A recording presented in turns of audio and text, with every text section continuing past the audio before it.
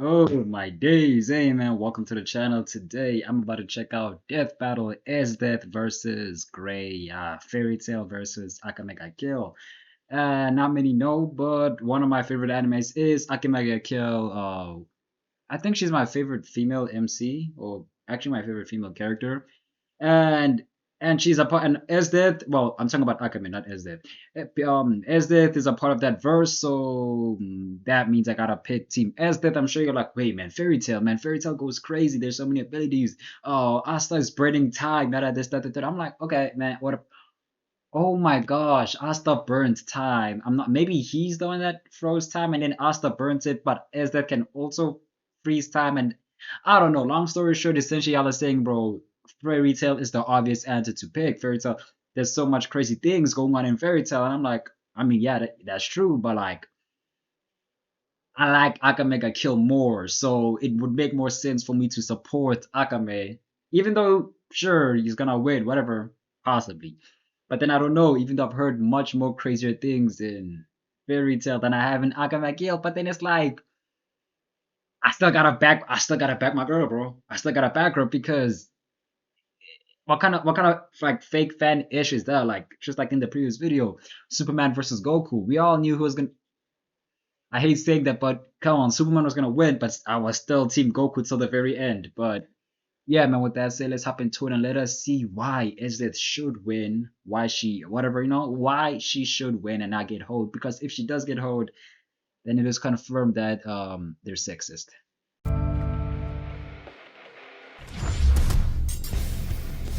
The element of ice is cold and unforgiving. Literally! Only in an equally frigid and unmerciful land can one understand its true potential. Like Gray Fullbuster, Ice Mage of the Fairy Tail Guild. And Esdeath, the Imperial General from Akame GA Kill. He's Wiz and I'm Boomstick. And it's our job to analyze their weapons, armor, and skills to find out who would win a death battle. In a land far, far away lies the kingdom of Fiori, a place filled with magic. But not everyone was living their best life in Magic Town. Gray Fullbuster was a child of the north, living among the frigid cold. Until an edgy-looking demon showed up and wiped out the whole place. Gray survived, though everyone else wasn't so lucky. But hey, at least he got adopted by a hot stripper. This was Ur, and she just so happened to be one of the greatest ice mages in the world. So Gray got to training. Who else is gonna take out that creepy demon for revenge and justice, right? And he needed to master ice magic to do it. Gray worked tirelessly and eventually became a master of ice make molding magic, essentially crafting weapons, tools, and other inanimate objects out of ice. Swords, shields, hammers, grappling hooks, stairs, clones of himself, anything he wants really. He can even whip out a friggin' ice bazooka. He also took after new mom and became a regular Chippendale himself. Yeah, he really never stopped doing that. But with powerful magic at his beck and call, Gray became reckless, desperate to prove himself and destroy the demon. Sadly, this carelessness would change his life for the worse one more time. He tried to take the demon out himself, but things didn't go so great, even with his shiny new powers. Whoa! Gray learned how to do all this cool ice magic by stripping. Well, ice magic, here I come! Boil me up, Wiz! No. Removing clothes was just part of Ur's training. See, she instructed Gray to do so in order to adapt to the cold to better resist it, letting him have a much greater range when it comes to his own ice magic. Why didn't you say that 5 seconds earlier? When I still had my favorite shirt. Well, what's up with the poll, though? I mean, I get it, yeah, but no, okay. Anyway, Gray was outmatched by the demon, and was forced to step in with her ultimate spell, Iced Shell. It's a super handy move that can freeze a giant demon like that for good! Haha! At the cost of the caster's life. Ah, there it is. Big oof. If that's not bad enough, Gray learned an ultimate version called Lost Iced Shell. This one also kills you, but as a bonus, it also erases the memories of you from everyone who ever knew you. What? Sure, the Lost Ice Shell is hundreds of times more powerful and basically a guaranteed win move if he has enough time to cast it. But how does that even work? Say Gray cut off your arm, leaving you handicapped for years, then Lost Ice Shelled himself elsewhere. That would be a very confusing day. Is that how I lost my leg? Wonder who it was I knew. Well, speaking of loss, Gray Filibuster had lost 2 families at this point. But once again, he found new footing and new friends, this time with the mages of the Fairy Tale Guild. Including a clingy blue-haired water lady, Juvia. It's okay, you can ship them. Everybody does. Including them. Now full from a serious helping of humble pie, Gray changed his tune. No longer would he be a reckless avenger, but a cautious, laid-back defender of his new friends. Which works out since this is the sort of world where fighting for your friends actually increases your magical power. Okay. Power of friendship. Okay. I thought it was just a whole lot of plot point. I mean, it's still kind of plot armor type-ish, but I thought it was just like meme-worthy, but it's actually okay, it's actually power of friendship. I thought it was just jokes, but damn. True story. You could say he started keeping a cool head, huh? Yep, no more demon hunting for him. Well, until he got his hands on demon killing magic, of course. After becoming an Ice Devil Slayer, Gray learned how to devour ice to replenish his power, become extremely resistant to ice attacks, mess around with other people's ice magic, and conjure spells designed to kill demons. Which would have been really, really handy just a little bit ago. Oh well, with all this magic, ice mages can wipe out an entire town all at once, or stir up an ice storm that covered the country of Fiori. By comparing Inville's ice storm to the scale of Fiori based on official maps, it appears the force and energy of the storm would be equivalent to more than 27 gigatons of TNT. Now that's a big-ass storm! And it makes sense, as Gray can fight on par with fellow guildies Natsu and Urza. Natsu has dodged lightning, and Urza blew up this giant meteor all by herself. Measuring the distance between the meteor and land in this shot, then comparing its size to Urza in this one, we found that Urza must have been moving over 20,000 times the speed of sound to intercept it, striking it with a force of over 50 teratons of TNT. And Gray should definitely be in the same ballpark at least, especially since Urza wasn't even at her full strength. Truly, as long as Gray keeps his pants on, literally, he is a fierce warrior who will always fight for his friends. Okay, but when he said he dodged lightning, I was like, I could have sworn that, if I'm not mistaken, was it Esdeath or... Okay, what? No, was it Akame? She dodged, was it a light beam attack? So I was like, okay, I'm a little happy about that until that last part. I think she packs crazier AP. Oh my gosh. I've got a will all of my own. And it says my friends and I are gonna walk the path of life. As a child, Esdeath lived among her clan in the northern frontier, hunting giant monsters called danger beasts with her father. Awesome! Now that's how you raise a kid! Look at the size of that thing! Where can I get a hunting license for those? However, Esdeath's destiny would lie further south, among a 1,000-year-old empire. Because what do you know? Her whole clan got wiped out, leaving her as the lone survivor. Now, normally this would lead to a dramatic revenge story and a lesson on friendship and appreciating what you have and stuff. But, that's not what happened. Right, Esdeath ascribed herself to a sort of survival of the fittest philosophy. To her, if her father lay dead before her, that didn't mean she should be sad or angry. That meant because he was weak and her father was weak. You're damn right! Finally, somebody knows what I'm talking about! That's my power of friendship! This girl's got it all figured out! Well, now on her own, and maybe a bit insane, Esdeath joined the militant ranks of the widespread empire, where her violent nature found a new calling. Yeah, like when she buried 400,000 people alive! Mama Boomstick always told me you should enjoy your work, so... good for her, I guess. Yeah, fair She enough. even got a promotion and an offer of a new weapon that would change everything. A Tegu. Esdeath was already extremely proficient with a sword, but this was something entirely different. A Tegu is a supernatural relic forged from the remnants of special danger beasts. They can take the form of anything from a battle axe to a flute to a giant pair of scissors. However, Esdeath chose one so unique, most were absolutely terrified of it. Oh, that's It the was blood. the Yeah. demon's extract. And because she's a totally sane and normal person, she drank it. All of it. Okay. After surviving the side effects, you know, the usual headaches, nausea, maddening voices in her head telling her to kill everyone, Esdeath earned her reward. Ice magic, bitches! She can make and shape ice out of thin air, weapons, shields, platforms, horses, frickin' meteors. You name it, she can make it. Plus, she can fly by holding herself in the air with ice, and once built She throws a meteor. How do I not remember this? I mean, then again, it's been like 2 years since I watched it, but thin air, weapons, shields, platforms, horses, frickin' meteors. You name it, she can make it. Plus, she can fly okay, I'm a little bit. I get a little bit of confidence with her AP. by holding herself I could have sworn her eyes covered half of the world or some parts of the world, something like that. in the air with ice, and once built an entire army of ice horse people. Look at them all! There's thousands of them! Well, it did take her a few days to make them all, implying she has a limit to her ability. Regardless, her enormous power is clear. She can even create a giant suit of armor around herself like some sort of icy mech. So she's a super deadly ice lady, but she's also got a soft side. Even with all the power she held, not even sadistic conquest or unstoppable ice magic could fill the void in her heart. Esdeath sought one thing above all else: love.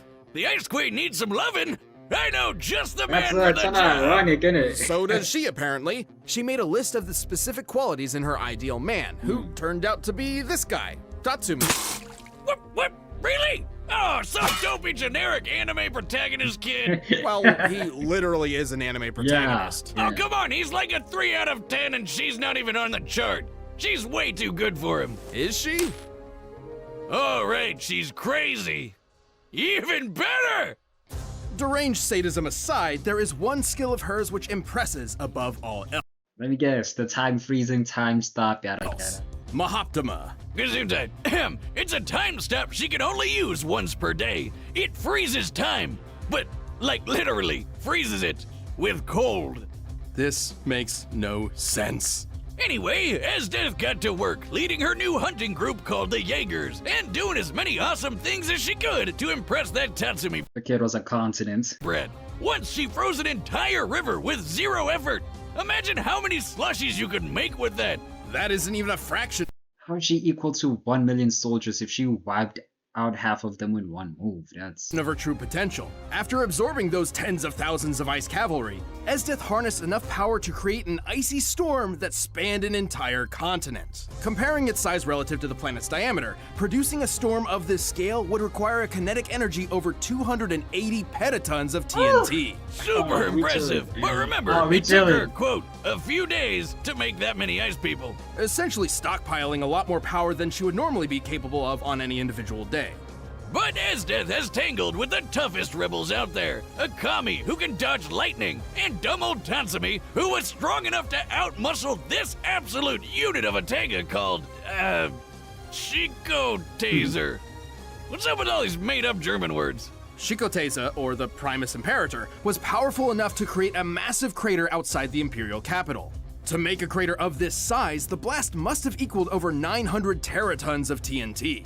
And Esdeath is even more hardcore. Get this, one time her arm was poisoned, but before she let the poison spread to her body, she karate chopped her whole freaking arm off and replaced it with an ice sword. Yes! Sadly, or luckily, depending on where you stand, all the power in the world wasn't enough for Esdeath to win Tatsumi's love. And she didn't even get to conquer the world either, because the main title character had to ruin everything. But in the end, she didn't lament her failure to conquer, or see herself as weak. Rather, she simply regretted not being able to look at Tatsumi one more time. Perhaps her cold philosophy was growing a bit warmer. Or maybe she was just an insane psychopath. I mean, that one seems pretty wholesome and sweet, but then the anime version was kind of also wholesome and sweet, but it was essentially fuck everybody else. Always be on top. I will always be victorious, no matter what gets in my way. Oh yeah, I didn't see the dub. Alright, the combatants are set, and we've run the data through all possibilities. But first, all this talking has made me hungry for Blue Apron. Come on, Esdeath! Such a paltry country is hardly worth conquering.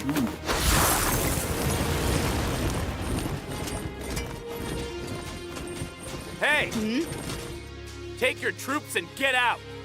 What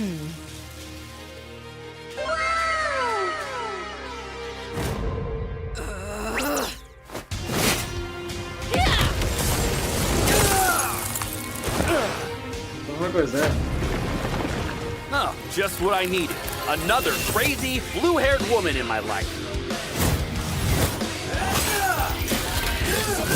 Okay.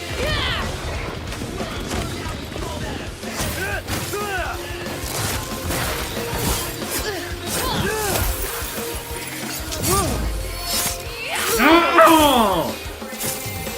You have no right to feel my boot against your face. Oh. Now, die for me! Ice make, crescent flame. Oh.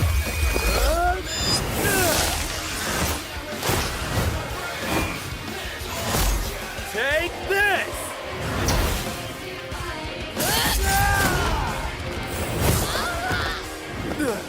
That's just kind of like backhanded.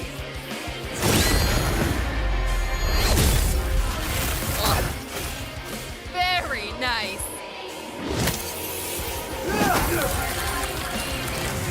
Ice storm!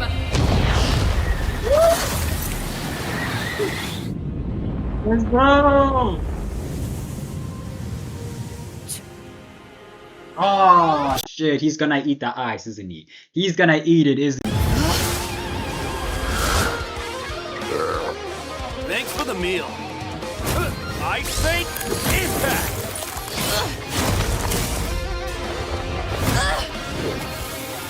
Ice Devil, Zero Longsword.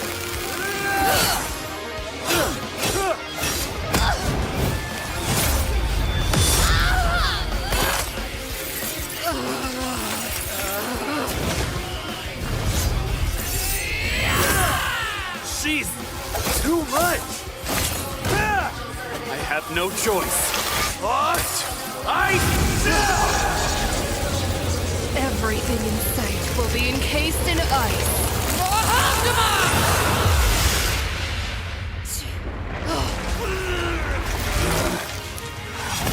Freeze.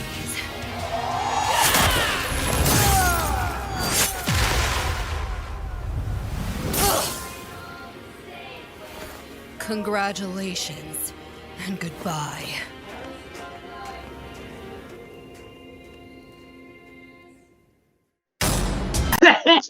Go. Let's freaking go. Oh my, I was stressed. I was like, oh, here comes the firepower, friendship, BS. Bro, as soon as she froze time and was in case of that shit, I was like, okay, we're fucked. We're hold. But then I don't know what she did. Explain it. What the fuck happened? Was that a portal? Lost shell? I don't know. KO! This just in, male stripper found dead after a crazy night with a dominatrix gone wrong. Oh. More at 7. Let's get to this. This was certainly an interesting matchup, and both cryomancers held their own advantages. Oh yeah, Gray's awesome ice make powers meant he had a ton of versatility at his frosty fingertips. Like how he could eat ice to replenish his magic. She sure didn't see that one coming. Though being the tactician she is, Esdeath likely wouldn't fall for any of Gray's tricks more than once. Also, both were in the same range of speed by scaling to feats of dodging lightning. I had a feeling. The Queen of Cold Kink definitely had more ice power. It would be a stretch, but even if Gray scaled to the Mach 20,000 meteor Ezra destroyed, this would not be enough to circumvent Esdeath's advantages overall, okay? For upper sleeves, just look at those storms. The one Gray scales to covered a country, while Esdeath's covered a whole continent. True, but we still had to deduce the exact nature and potential of her storm. Remember, Esdeath specifically claimed it took her a few days to make the ice cavalry she used as fuel for the storm. A few generally means 3 at minimum, 3 or 4. so we can cut the yield of our previous calculation to 1/3. Lowballing this a bit, let's assume she used all of her power each day to make 1/3 of the total cavalry. This would mean Esdeath could wield about 93 petatons worth of energy on a daily basis. Yeah, that's way more than Invel's ice storm, and 1,600 times deadlier than that meteor Urza obliterated. Esdeath. Gray's ice resistance does have limits, such as when he battled Invel. No clue. Nothing suggests he could ultimately survive ice magic hundreds of times. Definitely had the advantage in sheer magic power. Even with his better resistances, there's no way Gray could survive that much magic force. So he really only had one shot, the Lost Ice Shell. Which certainly could have ended things right then and there, if not for Esdeath's time stop ability. Both the Ice Shell and Mahoptima could only be used once, but Mahoptima was more useful given its immediate effect compared to the Ice Shell's long casting time, and its versatility in that Esdeath could follow it up with whatever she wanted. Also, it doesn't kill her, so that's a plus. Sure. Technically, Gray's Ice Devil Slayer magic means he could probably resist the Mahoptopotamus a bit. But that brat Tatsumi had crazy good cold resistance too, and it didn't do him much good against the time freeze. Gray's speed and versatility meant he could hold his own, but Esdeath's awesome power, uniquely suited time freezing, and domineering perseverance saw her through this battle. Looks like Esdeath stopped Gray cold. The winner is Esdeath. Okay. Hey man, a win is a win. I'll take it. Golly, if it looks like I'm looking up to the side, I'm headed to the videos to see what the comments are saying. But let's see who's next for the battle and then. Watching this episode of Deathbattle. If you want the battle music for yourself, you can get it by clicking the link down below. And if you want to watch more stuff, check the boxes right over there.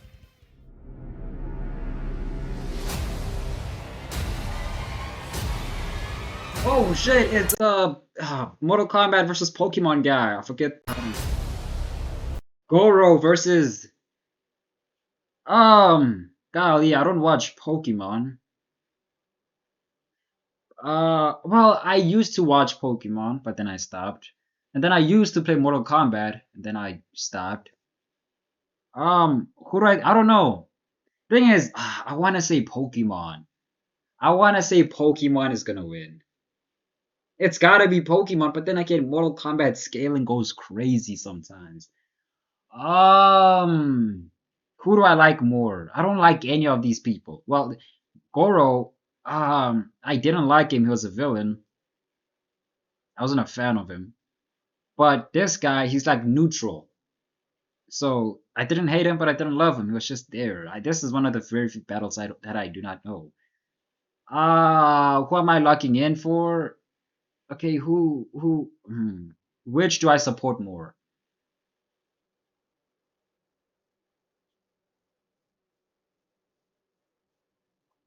I don't know, man. I watch anime, so let's go with Pokemon. But then again, I like the recent Mortal Kombat game also goes crazy, though.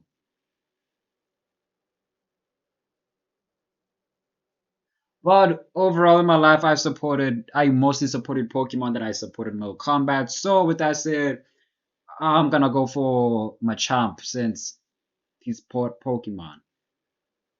Alright, but yes, that's about it. So I'm glad that it's that one. Hold up, let me look at these comments. The show where no one dies versus the show where everyone dies. Okay, I'm guessing that's a fairy tale reference.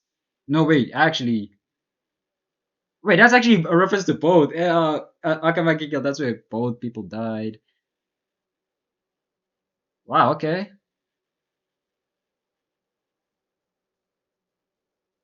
Wait, what?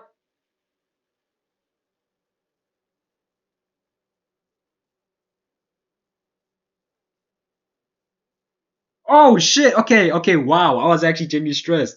So apparently it looks like Gray never even stood a chance to begin with. I was always under the impression that, well, especially because of Natsu, because I thought if they scale to Natsu, then they should go crazy. But if they can't even wash Esdeath, if he can't even hold on, what? This is actually shocking to me, genuinely. Because people are like, yeah, he's surprised he lasted this long. This makes sense. This, that, the third. Oh my gosh. Well, damn. So man, yeah, with that said, if you enjoyed the vid, let me know what else you want me to check out next and I'm gonna do so because golly, I am glad that I ordered Esdeath because I was a little oh my. That's it. I'm gonna see y'all when I see y'all, man. So see ya.